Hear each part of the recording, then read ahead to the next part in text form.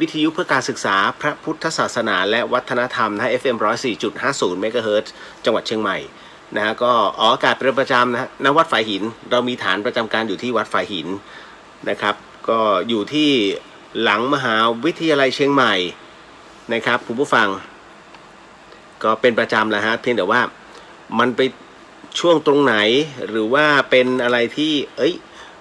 มันว่างหรือไม่ว่างนะฮะเพราะว่ากรุงเทพกับเชียงใหม่จะไม่เหมือนกันฮะกรุงเทพจะมีทีมงานเยอะมากแต่ว่าเชียงใหม่ไม่ค่อยจะมีฮะนะครับแล้วก็ คุ้นไหมฮะวัดฝายหินถ้าคุ้นเนี่ยต้องบอกว่าตอนนี้ก็ที่วัดฝายหินฮะก็จะมีท้าวมหาพรหมธาดานะซึ่งเป็นองค์ไม้ศักดิ์สิทธิ์ที่ใหญ่ที่สุดนะฮะก็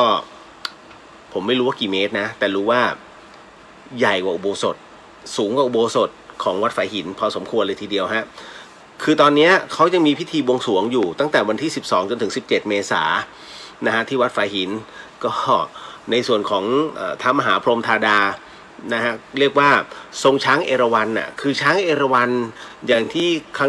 งที่แล้วนะพูดไปแล้วไฟมันดับพอมันดับที่คอนโดปุ๊บไปหมดเลยฮะก็เลยไม่ได้เล่าเรื่องราวนะฮะแต่เอาเป็นว่าวันนี้เดี๋ยวรวบแล้วกันฮะในส่วนของท้าวมหาพรหมธาดาเนี่ยนะครับก็เรียกว่าอย่างที่ว่านะฮะที่เล่าไปแล้วในเรื่องของพระกาพรหมนะฮะนอกจากท้าวเวสสุวรรณแล้วนะฮะปีนี้นะฮะลำดับต่อไปเนี่ยท่านคงวุ่นวายฮะ ท่านท้าวมหาพรหมนะครับเพราะว่าสำหรับใครที่อยากจะไปเรียกว่าขอในเรื่องของธุรกิจการค้านะก็ขอเชิญแล้วกัน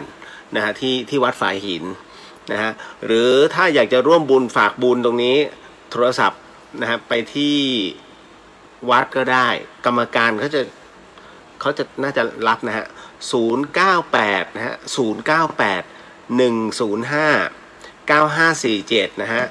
098 105 9547นะครับก็สามารถไปกราบท่านท้าวมหาพรหมธาดาคือผมเดี๋ยววันที่18ขึ้นเชียงใหม่น่าจะถึงไม่18ก็19ถึงเชียงใหม่เลยแล้วพอถึง19เนี่ยผมรีบขึ้นวัดฝายหินเลยฮะเพราะเดี๋ยวจะไปดูพื้นที่ก่อน นะก็จะปรึกษาพระอาจารย์แล้วก็อาจจะไปคุยกับ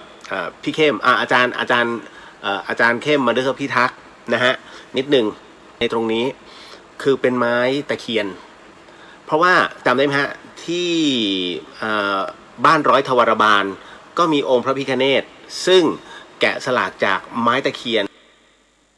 นะซึ่งไม้ตะเคียนนี่เป็นไม้ท่อนเดียวนะฮะใหญ่มากแล้วถือว่าใหญ่ที่สุดในโลกพี่เข้มรู้สึกจะได้หนังสือเป็นของกินเนสบุ๊กนะฮะที่ลงเอาไว้ด้วยนะฮะเป็นไม้ชิ้นเดียวไม่มีการต่อนะฮะดังนั้นบ้านร้อยทวารบาลนี่แปลว่าประตูนะฮะประตูนะฮะ ทวารบาลเนี่ยถือว่าแปลว่าเป็นประตูบ้านนี้มี100ประตูนะฮะแต่ทุกประตูแกะสลักสวยงามมากนะฮะอยู่หลังวัดฝายหินเลยนะฮะก็สามารถไปชมได้ตอนนี้